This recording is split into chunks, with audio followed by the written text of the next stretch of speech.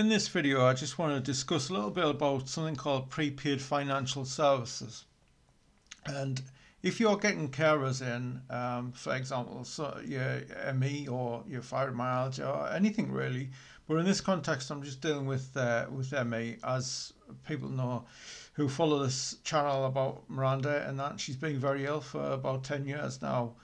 And for about 8 of those years, we've had to have care mainly by care agencies. However, over the last about 15 months now, 16 months, we've had private carers. However, one thing that hasn't changed between using like the agency and the private care is something what we call direct payments in England, about this thing where it's like from the government and they fund your money.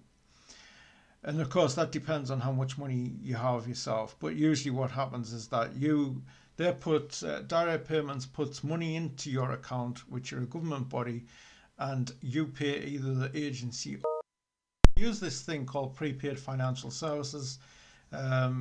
I thought it was just a northern thing, but absolutely not. It's everywhere in the country and anywhere in the UK. And what it also is, I think it's also to pay nurses and the whole care field itself. Now, the problem is that when you get things set up, it's fine. And I'm all for security and that, but every 90 days, they want you to change your password. Now this, if you've used prepaid financial services yourself, you'll find is almost absolutely impossible. It is totally and utterly impossible. So what actually happens when you go onto you go onto this site and you try to change your I'm not going to show it because I've actually just getting in myself after being on the phone to them. And when you go on the site, there's nothing. There's no contact. You kind of get a hold of them. You kind of do anything. So what I did a few months ago now, as I got in touch with my direct payments. I think there's only about 10 in the staff in where we are, and they give us a number that I could ring. So I did that the last time, and again, I actually did the screenshots of this, so I knew it wasn't me that was doing that wrong. Anyway, I couldn't get in at all, and well, the best thing to do is if you know your password is coming up, make sure it's a few days or even a week before you either have to pay HMRC tax for the carers or the carers themselves. So you have plenty of time to do that. So what I did again was phone up because I already had the number obviously, and eventually got through. So I went through a lot of things about how to change your passwords and that, and still no joy, even though I was on the phone to the person who was telling us. So anyway, she come out with something that never in a million years of like use of the banks or anything would I have thought of.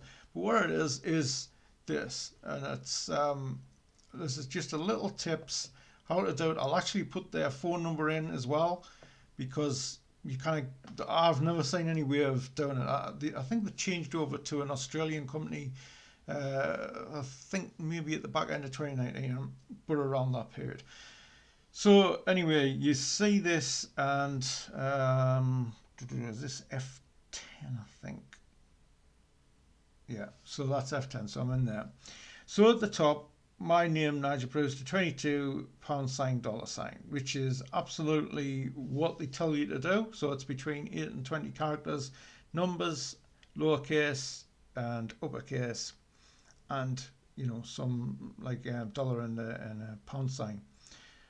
So that, according to the actual blurb on the screen, what you see is fine, but in reality it isn't. Anyway, this girl said we're around this, and what helps people, she says, has helped many. So it, I mean, if you see Trustpilot and their reviews are absolutely scathing, and quite rightly so. It is poor. But anyway, a little workaround is this is what the suggestion is: put a $sign in the very front, like I've got here on the Nigel03 $. This isn't my password, so you kind of get in, but I'm just giving this as an illustration. So £, capital letter, so that's £, in capital letter at the beginning, then your word, then a number, and then a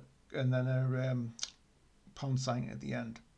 So I'm not sure. I know this is a universal prepaid thing where people in America and other places do it, but in here in the UK, I could be everywhere. I don't know, but in the UK, this is what they advise, and there's a pound sign at the front and a pound sign at the end.